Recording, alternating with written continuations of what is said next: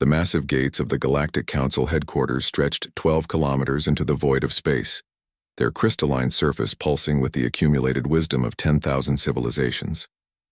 Ambassador Jack Reed floated in his shuttle's observation pod, watching the structure grow larger as they approached, his heart pounding despite 3 years of diplomatic training. This was it, humanity's first formal audience with the governing body that controlled the fates of entire star systems. The shuttle's communication array crackled to life, and an impossibly deep voice filled the cabin. The translator struggled with the alien syntax before settling on precise cold words. Human vessel, you are cleared for docking bay 77 Alpha. Be advised that any deviation from approved flight paths will result in immediate termination. Reed's pilot, Commander Lisa Torres, shot him a worried glance.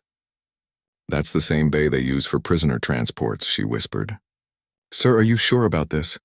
We still don't know why they summoned us with such urgency. Reed straightened his formal diplomatic robes, the weight of Earth's future pressing down on his shoulders. 3 weeks ago, every human colony had received the same message simultaneously, broadcast across impossible distances without any detectable transmission method. The Council demanded an immediate audience with Earth's representatives. No explanation, no diplomatic protocol, just a summons that carried the unmistakable tone of judgment. As their shuttle locked into the docking mechanism, Reed caught his first glimpse of the beings waiting for them. The docking bay swarmed with security forces from dozens of species, their weapons trained on the human vessel. Tall insectoid Menthari clicked their mandibles in agitated patterns, while the hulking Chronari hefted energy cannons that could vaporize a building. This wasn't a diplomatic reception. This was a show of force. Ambassador, Torres said, her voice tight with concern. My sensors are picking up weapon locks from at least 40 different sources. Whatever they want to discuss, they're not taking any chances. Reed nodded grimly. Then we better not disappoint them. He activated his personal recording device, knowing that whatever happened next might be humanity's last communication with the galaxy. This is Ambassador Jack Reed of Earth, beginning formal contact with the Galactic Council. The date is March 15th, 2387, and if you're hearing this recording, then you know how this meeting went. The airlock hissed open, and Reed stepped into a corridor that seemed to stretch forever in both directions. The walls hummed with energy, and strange symbols shifted across their surfaces like living tattoos. A delegation of council guards surrounded him immediately, their faces hidden behind ceremonial masks that somehow managed to convey both respect and suspicion. The lead guard, a towering figure in flowing robes marked with the council's seal, spoke in flawless English. Ambassador Reed, you will follow the designated path to Chamber Prime. You will speak only when addressed directly by a council member. Any attempt to deviate from protocol will be considered an act of aggression against galactic civilization. As they walked through corridors filled with representatives from hundreds of worlds, Reed felt the weight of their stares. Some looked curious, others afraid, but most watched him with the cold calculation of predators sizing up potential prey. These beings had ruled the galaxy for millennia, before Earth had even developed written language. To them, humanity was barely more than an interesting bacterial culture that had somehow learned to build starships. The entrance to Chamber Prime took Reed's breath away. The doors stood 30 meters high, carved from a single piece of what looked like crystallized starlight. Ancient symbols covered every surface, telling the history of galactic civilization in languages that predated most current species. As the doors swung open with impossible silence, Reed felt like an ant walking into a cathedral built for gods. The chamber itself defied comprehension. It stretched upward into darkness, with floating platforms arranged in concentric circles around a central podium, where Reed was directed to stand. On each platform sat representatives of the Council's member species, their forms ranging from the familiar humanoid shapes of the Alteran to the writhing energy patterns of the Nexari.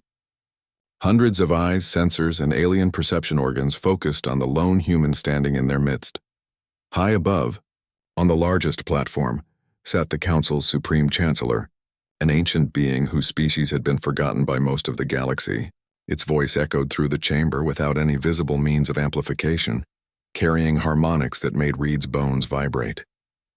Human Jack Reed of the world called Earth, You stand before the Galactic Council accused of violating the Treaty of Controlled Development. Reed's training kicked in, and he managed to keep his voice steady despite the terror clawing at his chest. Honored Chancellor, with respect, humanity never signed any such treaty. We weren't even aware of galactic civilization when your treaty was written. A ripple of what might have been amusement passed through the assembled representatives. The Chancellor's form shifted, revealing glimpses of something that hurt to look at directly. The Treaty of Controlled Development applies to all species that achieve faster than light travel, regardless of their knowledge of galactic law. Your species has developed technologies that exceed approved parameters for your developmental stage. Holographic displays materialized around Reed, showing human ships performing maneuvers that should have been impossible. Vessels moving without visible propulsion, changing direction without regard for momentum, and most disturbing of all, appearing and disappearing as if they could step outside normal space entirely. These vessels violate 17 fundamental laws of physics, he announced a representative from the hegemony cluster, its voice dripping with accusation. No species should possess such capabilities without centuries of council guidance. Either humanity has received illegal technological assistance, or you have discovered something that threatens the stability of galactic civilization. Reed felt sweat beading on his forehead, despite the chamber's controlled atmosphere. The footage was undeniable, but how could he explain something that Earth's own scientists barely understood? 6 months ago, a mining operation in the asteroid belt had uncovered something that defied every known law of physics. Not technology, but something far stranger. Crystalline structures that seemed to respond to human thought itself. Honored representatives, Reed began carefully. What humanity has discovered isn't technology in the traditional sense. We found something in our own solar system, something that appears to be natural, though we don't fully understand it yet. The Chancellor leaned forward, and the temperature in the chamber seemed to drop several degrees. Natural phenomena do not allow matter to violate fundamental physical laws, human. The Council has monitored your solar system for 300 of your years. No such anomalies were detected until 6 of your months ago. The implication hit Reed like a physical blow. The Council had been watching humanity for centuries, studying them like lab specimens, waiting to see what they would become. And now that humans had stumbled onto something unexpected, the galaxy's ruling powers were afraid. The penalty for unauthorized technological development beyond approved parameters is complete isolation, the Chancellor continued. Your species will be confined to your home system until such time as the Council determines you are ready for galactic citizenship. This process typically requires between 5 and 50,000 years. Reed's mind raced.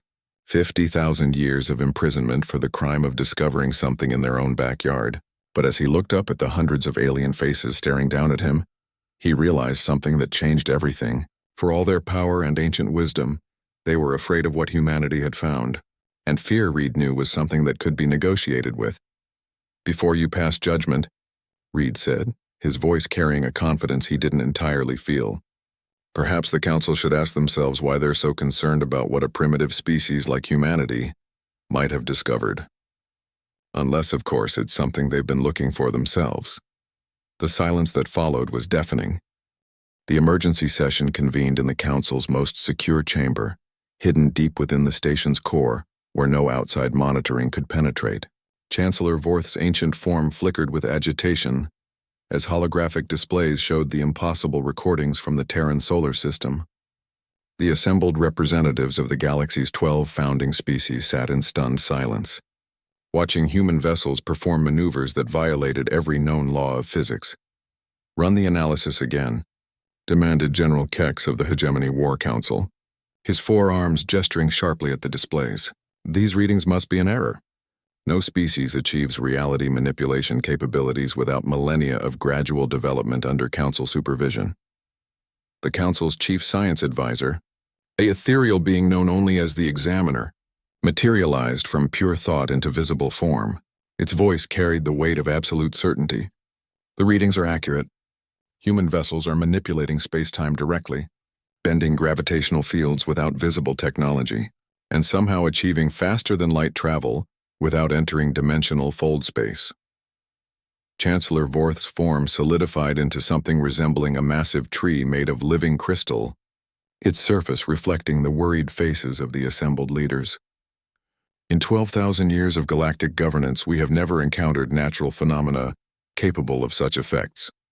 The humans claim they found these crystals in their asteroid belt. But our deep space monitors detected no anomalies in that system until 6 months ago. A new voice entered the discussion, coming from empty air as the void speakers made their presence known. These ancient beings existed outside normal space-time, and their words carried implications that chilled even the most powerful council members. The crystals did not appear in the human system. They were always there, waiting. The question is why they chose to activate now, and why they respond only to human consciousness. General Kex slammed one of his massive fists on the table, creating a shockwave that rippled through the chamber's energy fields.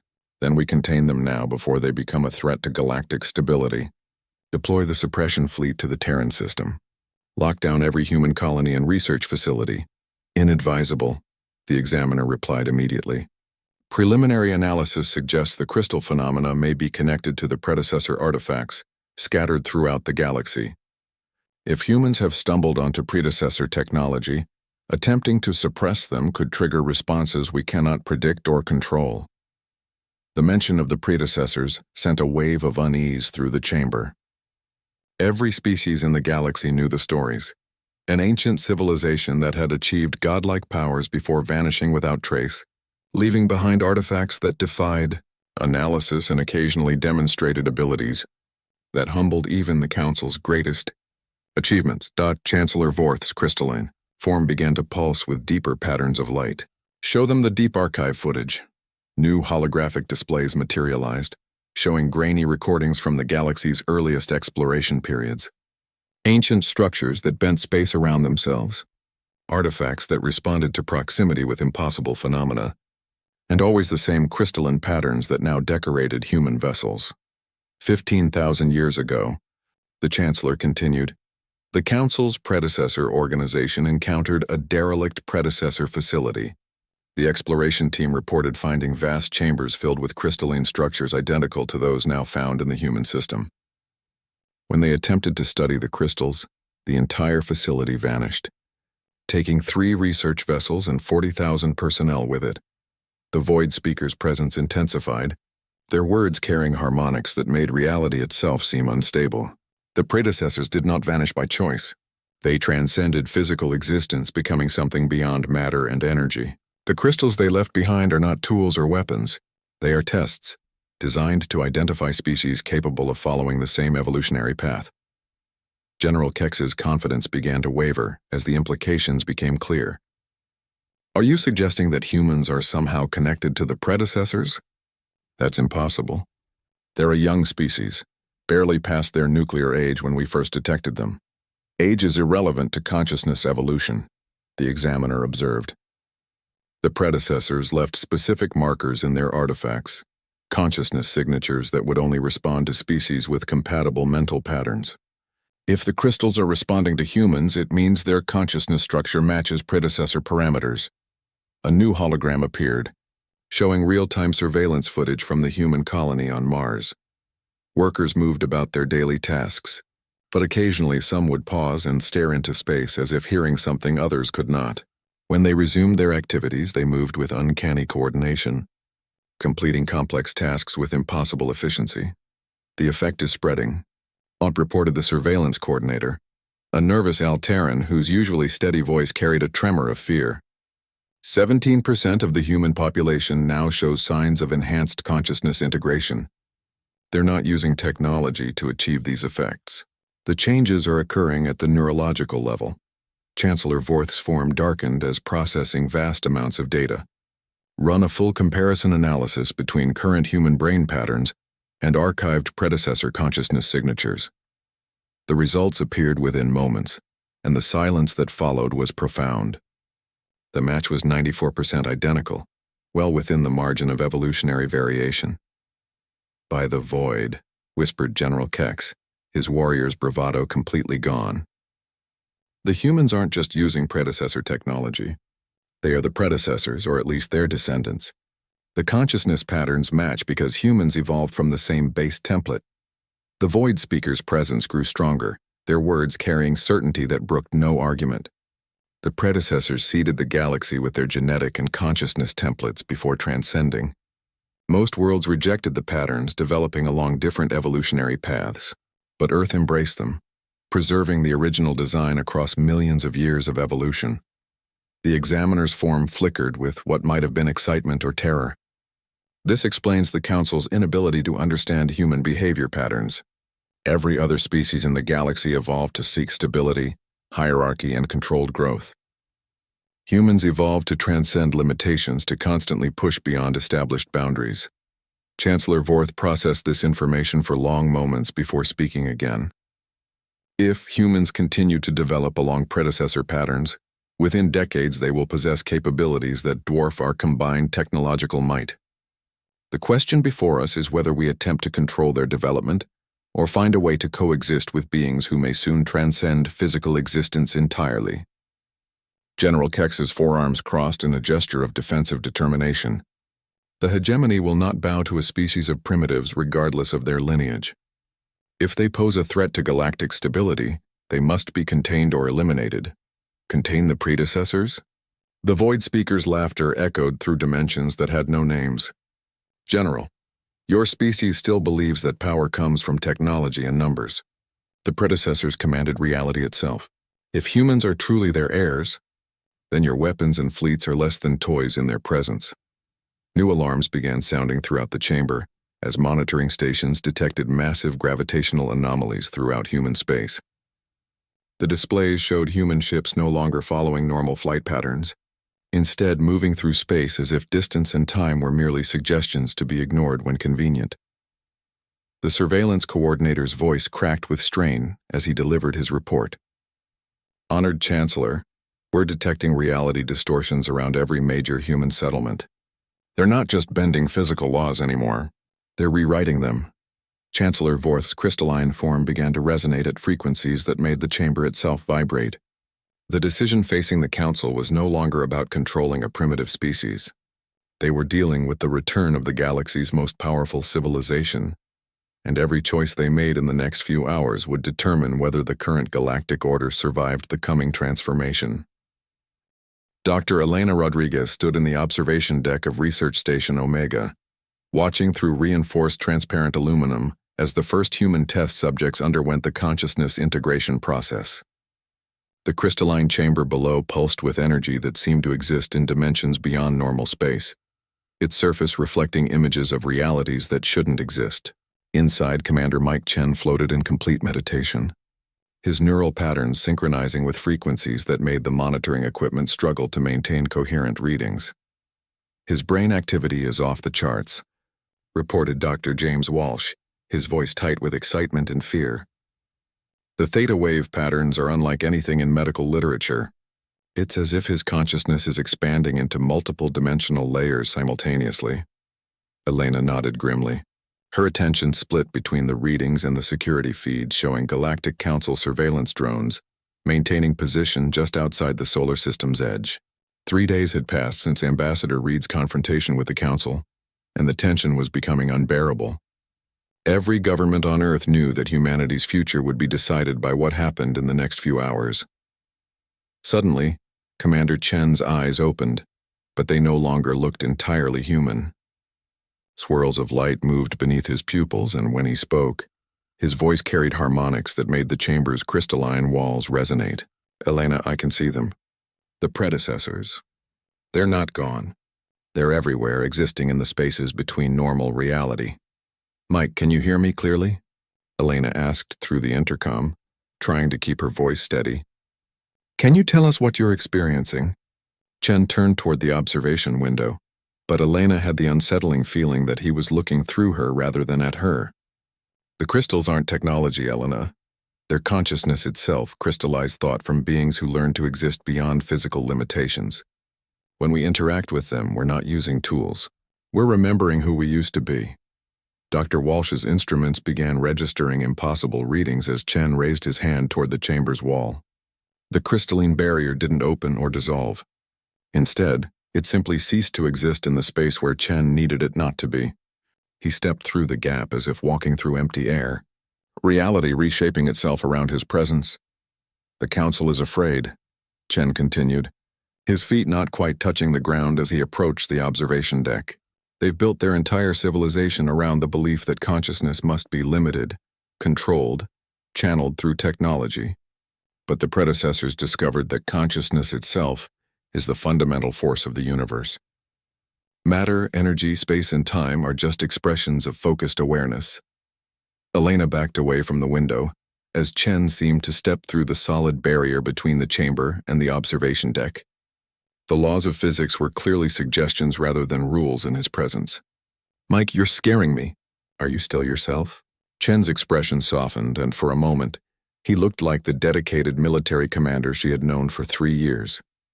"I'm more myself than I've ever been, Elena, but I'm also connected to something vast. The human species has been unconsciously preparing for this moment for millions of years. Every act of creativity, every leap of imagination, every time we refused to accept limitations, we were practicing to become what the predecessors were." Alarms began sounding throughout the station as the council's surveillance drones detected the massive reality distortions emanating from the research facility. Through the main displays, Elena watched as impossible energies rippled outward from their location, causing nearby asteroids to rearrange themselves into perfect geometric patterns. "They're mobilizing their fleet," Dr. Walsh reported, his face pale as he monitored galactic communication networks. "The Council has declared a state of emergency. They're calling for immediate intervention to prevent what they're terming a consciousness cascade event." Chen nodded sadly, as if he had expected this response. "The Council believes they can stop this with force. They don't understand that what's happening to humanity isn't an invasion or infection, it's evolution. And evolution once begun cannot be stopped by weapons or threats." The main communication array crackled to life, and Elena recognized the voice of Admiral Sarah Blake from Earth's Defense Command. "Research Station Omega, this is Admiral Blake. Council forces are approaching the solar system's edge. We need to know what's happening out there. Are our people safe?" Elena activated the response system, but before she could speak, Chen gestured toward the communication panel. His consciousness seemed to merge briefly with the station's systems, and suddenly Admiral Blake's voice carried the same harmonics that had characterized Chen's speech. "Admiral, this is Commander Chen. The integration process is spreading faster than we anticipated. Personnel throughout the fleet are reporting enhanced consciousness experiences. We're not losing our humanity. We're discovering what humanity was always meant to become." Admiral Blake's response carried notes of wonder and terror. "Mike, is that really you? Our sensors are detecting impossible energy readings from every ship in the fleet. Half our crew members are reporting that they can sense each other's thoughts across vast distances." "That's just the beginning, Admiral," Chen replied, his form beginning to shimmer as if he existed in multiple realities simultaneously. "The predecessors left us more than crystals. They left us the potential to transcend every limitation that has ever constrained conscious beings. But the Council sees this as a threat to their authority, rather than an opportunity for galactic evolution." Dr. Walsh's monitoring equipment registered massive gravitational anomalies as Council battle fleets dropped out of faster-than-light travel at the solar system's edge. The displays showed hundreds of massive warships, their weapons trained on Earth and its colonies, preparing for what their commanders believed would be a simple containment operation. "Elena," Chen said, turning to face her with eyes that now seemed to contain entire galaxies, "you need to understand what's about to happen. The Council's weapons are designed to destroy matter and energy, but consciousness exists beyond both. Their attack will fail, and when it does, they'll realize that humanity has become something their entire worldview cannot comprehend." Through the observation windows, Elena watched as human ships throughout the solar system began to change. Their hulls rippled like liquid metal, reshaping themselves into configurations that hurt to look at directly. The vessels weren't moving through space anymore. They were moving space around themselves, treating the fundamental forces of the universe as tools to be manipulated through focused intention. "The transformation is accelerating," Dr. Walsh reported, his voice filled with awe. "We're receiving reports from every human colony. People who have never been near the crystals are spontaneously developing the same capabilities. It's as if proximity to enhanced individuals is triggering the dormant potential in everyone." Chen smiled. and Elena realized that his expression carried the same patient wisdom she had seen in ancient sculptures from Earth's most advanced civilizations. That's because consciousness is contagious, Elena. The predecessors designed it that way.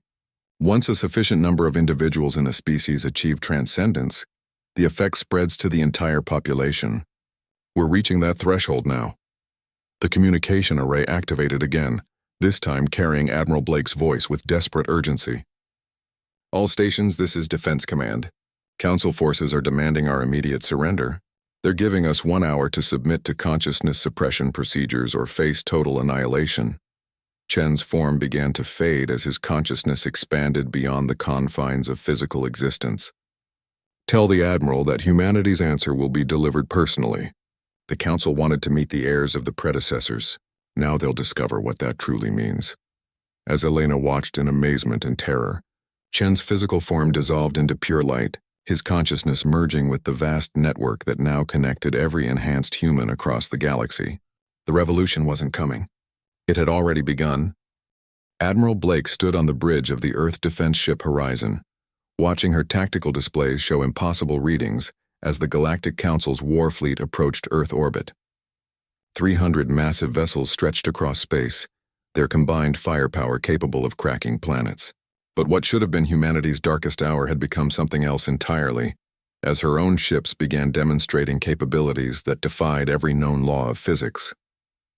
Admiral, incoming transmission from the Council flagship, reported Lieutenant Torres, her voice tight with controlled fear. Chancellor Vorth demands immediate response to their ultimatum. Blake nodded grimly, feeling the strange new awareness that had been growing in her mind since the consciousness awakening began. She could sense her crew's thoughts, feel their emotions as if they were her own, and somehow perceive the vast network of human consciousness stretching across the solar system. Put him through, Lieutenant. It's time the Council learned what they're really dealing with.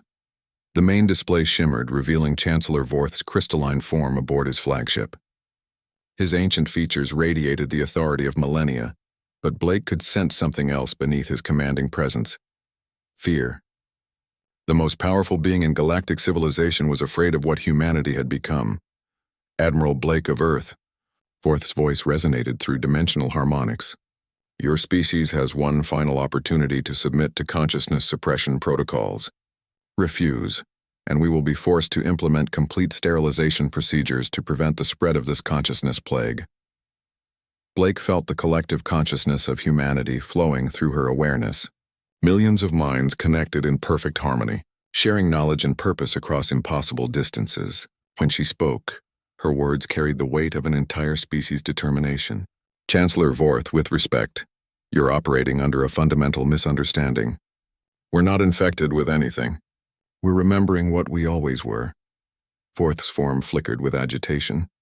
Your species has existed for mere thousands of years. The predecessors vanished 50 million years ago. There is no connection between your primitive civilization and beings of such transcendent power. That's where you're wrong. Chancellor, Blake replied, and as she spoke, her consciousness began to expand beyond the confines of her physical form. The predecessors didn't vanish. They seeded the galaxy with their potential, waiting for the right conditions to emerge. Earth provided those conditions, and now humanity is reclaiming its heritage. The space around Blake's ship began to distort as reality responded to her focused intention. Her vessel, once a simple fusion-powered cruiser, transformed into something that existed partially outside normal space-time. The hull rippled with patterns of living light, and gravitational fields bent around the ship like water around a stone. Chancellor Vorth's fear became palpable as his sensors registered the impossible readings. This cannot be happening. No species achieves predecessor-level abilities without millions of years of controlled evolution under Council guidance. Your guidance was never needed. Chancellor, Blake said, her voice now carrying harmonics that made reality itself vibrate in response. The Council has spent eons trying to control and limit consciousness development, because you feared what might happen if a species achieved true transcendence. But consciousness cannot be contained forever. Across the solar system, every human ship began to undergo the same transformation. Vessels that had been constructed according to conventional physics principles suddenly existed in multiple dimensions simultaneously. Their crews merged into collective consciousness networks that operated beyond the limitations of individual thought. General Kex's voice cut through the communication channel, his forearms gesturing frantically at tactical displays that no longer made sense.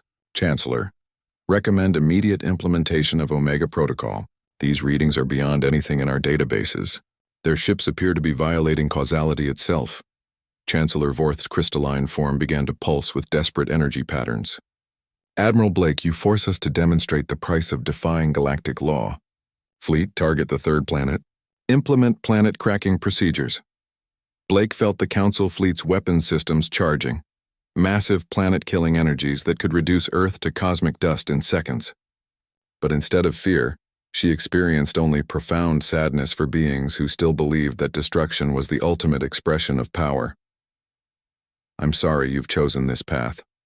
Chancellor, Blake said, her consciousness now existing across multiple dimensional layers simultaneously.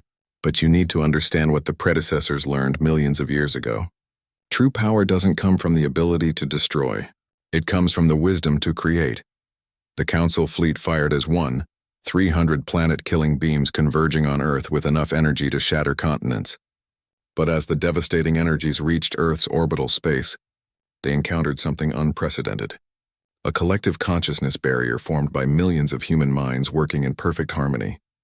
The planet-cracking energies didn't bounce off the barrier or get absorbed by it.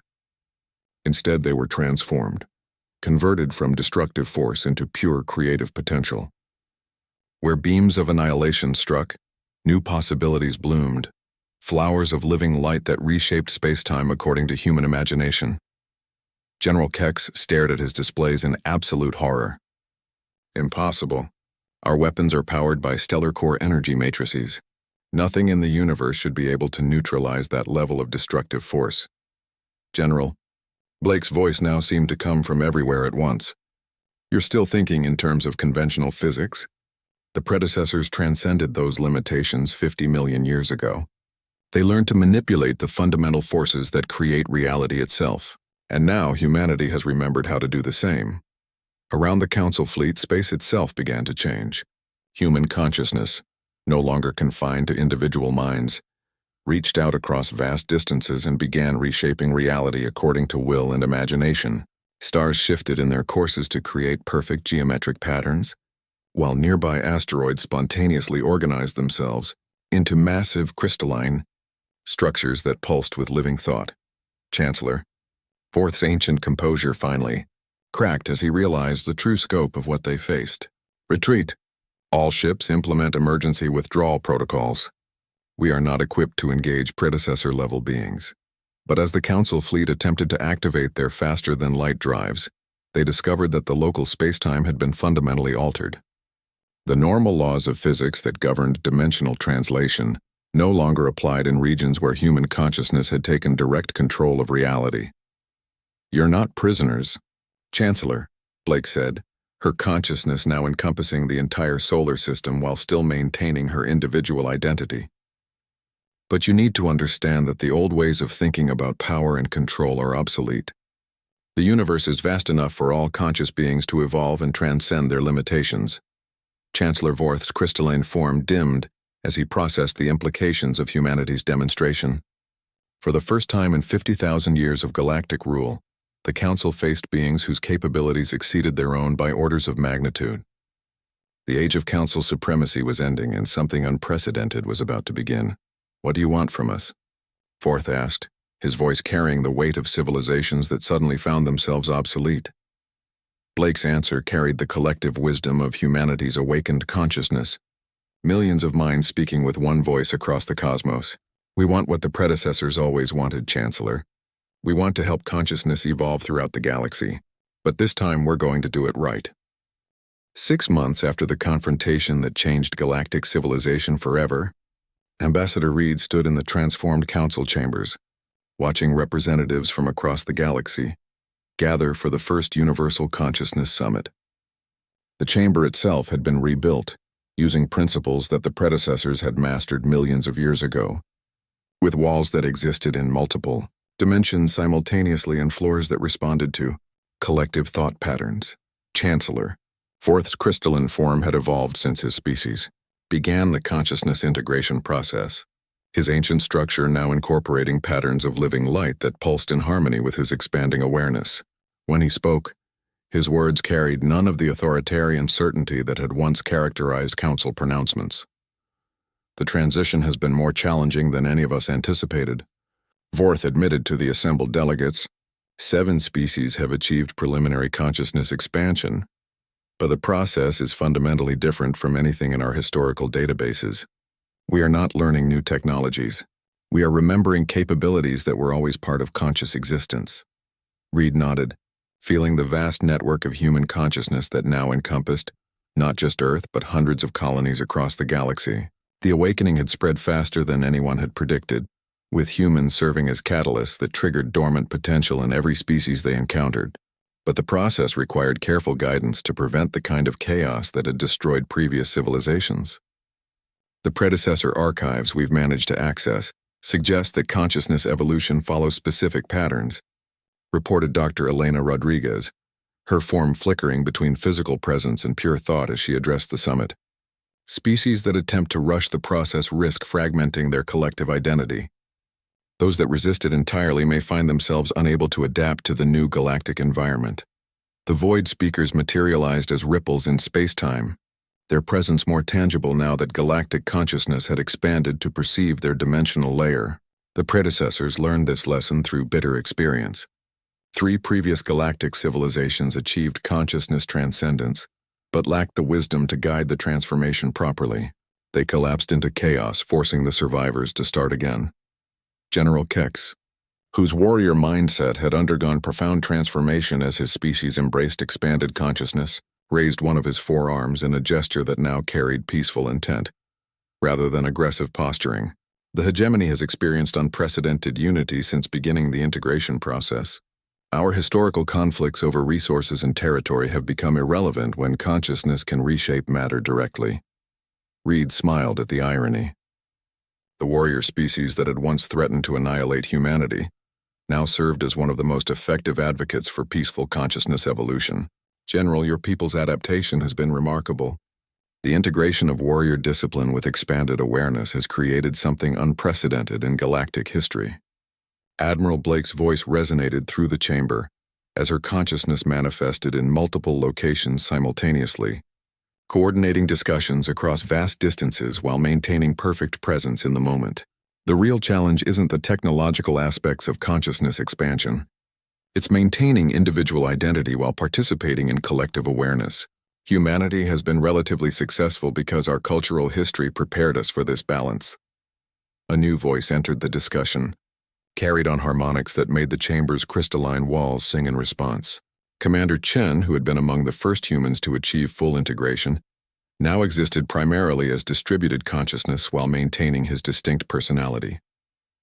The key insight from the predecessor archives is that consciousness evolution isn't about losing individual identity. It's about discovering that individual identity and collective awareness are complementary rather than contradictory. The examiner, whose scientific curiosity had been amplified by consciousness expansion into a passion for exploring impossible realities, shared its latest findings. Our analysis suggests that the galaxy is approaching a critical threshold. When approximately 30% of all conscious beings achieve integration, the process becomes self-sustaining. We estimate that threshold will be reached within the next 50 galactic years. Chancellor Vorth's form pulsed with patterns that indicated deep contemplation. 50 years to fundamentally transform galactic civilization. The council system that has governed for millions of years will become obsolete. We need new frameworks for organizing conscious beings who can manipulate reality through focused intention. That's why we're here, Reed replied, his awareness expanding to encompass the thoughts and concerns of every delegate in the chamber. The predecessors left us more than just consciousness enhancement crystals. They left us philosophical frameworks for organizing transcendent civilizations. But this time, we have the benefit of their experience to guide us. The Void Speaker's presence intensified as they shared visions of possible futures, probability cascades that showed the galaxy's potential evolution across multiple timeline branches. The predecessor's final gift was not technology or knowledge. It was choice. They seeded the galaxy with potential, but left each species free to determine their own evolutionary path. Dr. Rodriguez materialized more solidly as she prepared to share crucial data. We've discovered that consciousness evolution doesn't follow the same patterns for every species. Humans achieved rapid integration because our neural architecture was already configured for collective thinking. Other species require different approaches, different timelines, different support structures. General Kex nodded approvingly. The hegemony's integration required us to transform our understanding of strength and power. We discovered that true strength comes from the ability to support others' growth rather than dominating them. This insight has revolutionized our entire civilization. A soft chime indicated that representatives from the galaxy's youngest civilizations were requesting permission to address the summit. These species, barely past their planetary phase when the consciousness awakening began, now served as examples of what was possible when consciousness evolution proceeded without the limitations of established technological frameworks. The speaker, a being whose species had achieved consciousness transcendence in less than a galactic year, addressed the assembly with harmonics that made reality itself shimmer. Honored predecessors, we wish to express gratitude for the guidance you have provided. But we also bring a request. The youngest civilizations have achieved integration more rapidly than established species because we lack preconceptions about what consciousness should be able to accomplish. Reed felt a profound shift in the chamber's collective awareness as the implications became clear. The species that had been considered most primitive were actually achieving the highest levels of consciousness integration because they approached the process with completely open minds. What kind of request? Chancellor Vorth asked, his ancient wisdom recognizing the significance of this moment. We request permission to serve as guides for the next phase of galactic evolution, the young species replied. Our analysis of predecessor archives suggests that consciousness evolution occurs in cycles. Each cycle builds upon the achievements of the previous one, reaching new levels of complexity and capability. The galaxy is ready for the next cycle to begin. The chamber fell silent as the assembled consciousness contemplated this proposal. The youngest species in the galaxy were offering to lead the next phase of evolution, not through authority or superior technology, but through the fresh perspective that came from approaching consciousness expansion without preconceptions. Admiral Blake's consciousness sparkled with approval. This is exactly what the predecessors intended. Each cycle of consciousness evolution should be guided by those best equipped to transcend the limitations of the previous cycle. Humanity served as catalysts for this transformation because we were young enough to embrace possibilities that ancient species had forgotten were possible. Reed felt the collective agreement flowing through the chamber as representatives from hundreds of worlds recognized the wisdom of this approach. Then let us establish the framework for the next phase of galactic consciousness evolution. Not as rulers or subjects, but as partners in the greatest adventure conscious beings have ever undertaken. As the summit concluded and representatives departed to share these decisions with their civilizations, Reed remained in the chamber, feeling the vast potential of the galaxy spreading out before them. Humanity had indeed stunned the Galactic Federation by refusing to share their power, but in the end they had shared something far more valuable, the knowledge that power was never meant to be hoarded, but to be used in service of consciousness evolution throughout the universe. The age of the Galactic Federation was ending. The age of the universal consciousness had begun,